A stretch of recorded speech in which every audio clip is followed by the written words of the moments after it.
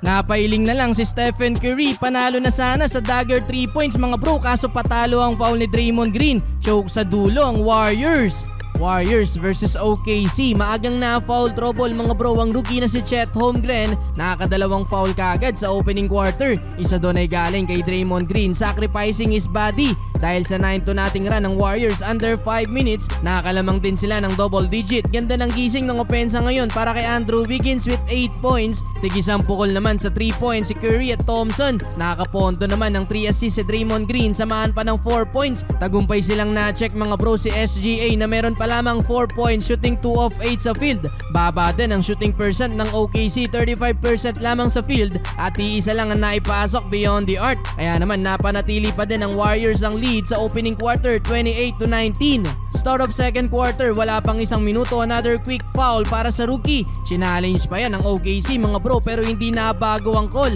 Dahil dyan, limitado ang kayang gawin ni Holmgren ngayon. 6 points pa lang sa first 2 quarters. Solid pa din ang second unit ng Warriors. Habang pahinga, etong sila Curry. Paulan ng tres mga bro si Klay Thompson. Napakalinis ng pagkakapasok ng bola sa basket. Parang nilayup lang. Kumana ng 10 points si Thompson sa second quarter. Step naman, napareklamo sa referee. May kasamang tulak daw ang drive na to ni SGA. Bawi na lang ng tres sa kabila ang greatest shooter. Double figure na din si Curry with 11 points. 12 points para kay Wiggins. SGA pa din ang leading scorer para sa OKC na may 15. Sumunod ang 11 points para kay Jalen Williams, 62-56. Halftime lamang pa din ng Warriors. Entering the third quarter, hindi pwedeng mag-relax ang Warriors mga bro dahil mabilis ding makabawi ang OKC. Baba sa 2 points ang lead ng Warriors. Muntik pang mabalian sa play na to si Steph Curry. Butata ang inabot niya kay SGA. Awkward pa ang pagkakalanding ng tuhod ni Steph. On the run na ang opensa ng OKC mga bro. Tabla na ang laban after ng drive na to ng rookie na si Chet Holmgren.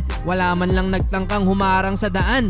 Takeover pa sa SGA mga bro at kumana ng 10 straight points to regain the lead. Sunod-sunod na ang turnovers ng Warriors sa last minutes. Sayang patong hustle ni Podziemski sa rebound. Last 28 seconds, parang inagawan lang ng candy ang former MVP. Lumamang ng 5 points ang home team sa third quarter. 89-84, 27 points na para kay SGA. Well, fourth quarter to the rescue ulit sa Warriors ang second half offense ni Kuminga. Katulong din niya sa run ng Warriors mga bro ang rookie na si Podziemski kung saan lumamang ulit ng Warriors. Grabe din tong rookie ng Warriors mga bro, kahit sa depensa ramdam na ramdam. Yun nga lang mga bro, muling lumamang ang OKC under 5 minutes, 105-103. Bawi agad ng driving layup sa kabila si Steph Curry. Yun nga lang, alley-oop play naman ang naging sagot niya ni Chet Holmgren. Di makapaniwala si Stephen Curry mga bro nang walang foul na itinawag ang referee sa drive niya na to. But Klay Thompson mga bro saving the day para sa Warriors. Clutch 3 points to regain the lead, 112-111.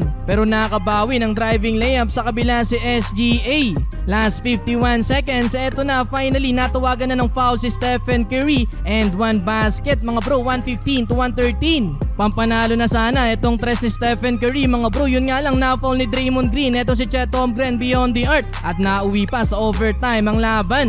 Overtime mga bro, nakakalamang agad ng 6 ang OKC. Take over si SGA, 127-121. Nahirapan ng makabawi ang Warriors mga bro. Si Stephen Curry na lang ang kumakana sa opensa. Kaya naman sa dulo, natalo pa ang Golden State Warriors. Choke sa dulo.